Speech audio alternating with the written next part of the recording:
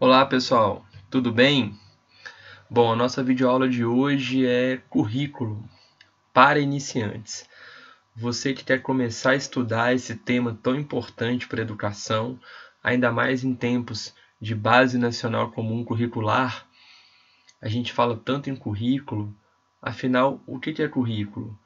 Então, você que quer começar a estudar isso do ponto de vista bem introdutório, essa videoaula vai fornecer para você elementos básicos para começar esse estudo.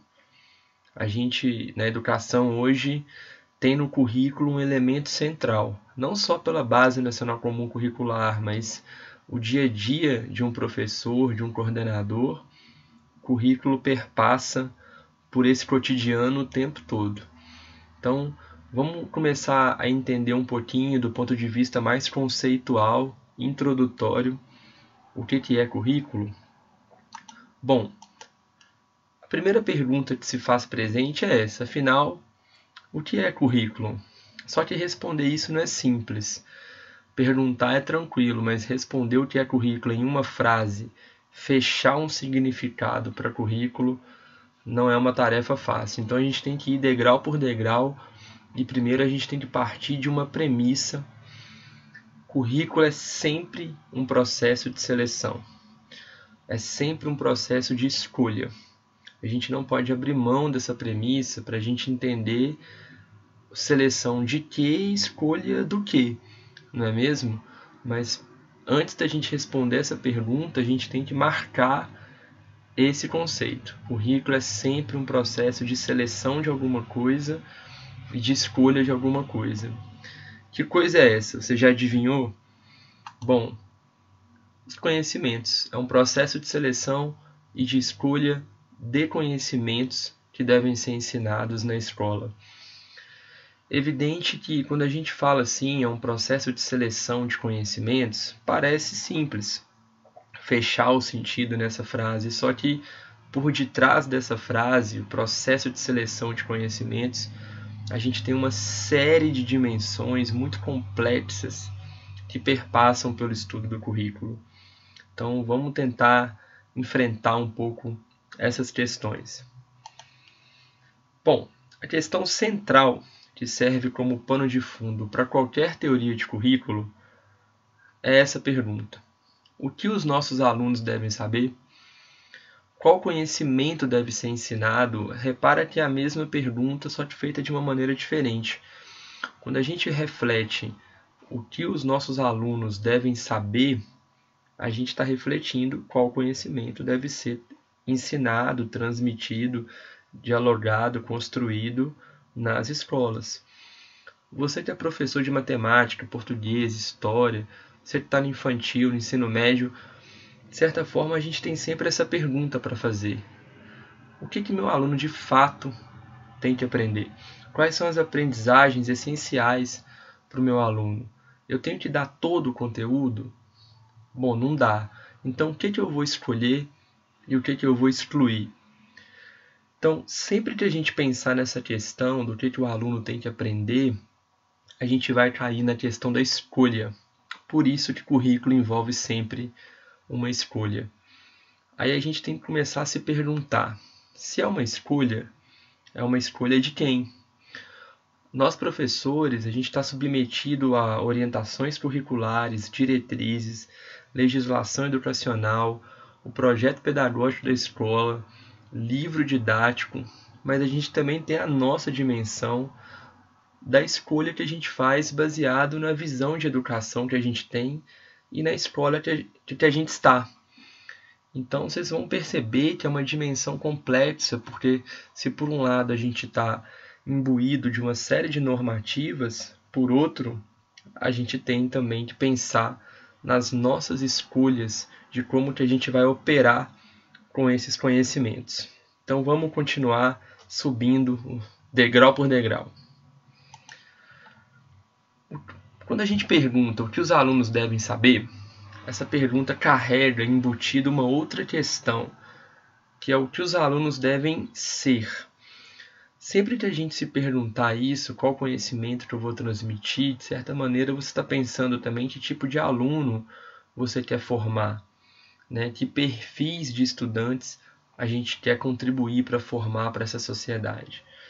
Então, em meio a essas escolhas, existem disputas. Como assim? Responder essa questão, o que os alunos devem saber, não é uma tarefa simples nem é consensual. Cada escola vai ter a sua percepção, cada sistema de ensino vai ter a sua concepção de educação, de mundo, de sociedade. Então, chegar a uma resposta em relação a quais conhecimentos devem ser transmitidos vai perpassar por uma disputa de visões de mundo, uma disputa de perfis de aluno que a gente quer formar. Então, a gente percebe que pensar o currículo é pensá-lo nessas disputas pedagógicas e também de visões de mundo. Essas disputas elas se dão em meio a relações. Relações de quê? De poder.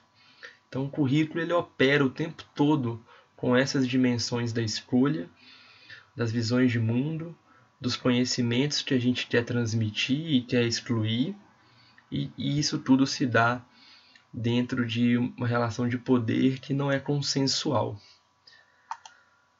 Vamos pegar um exemplo para a gente tentar entender isso um pouquinho de forma mais prática.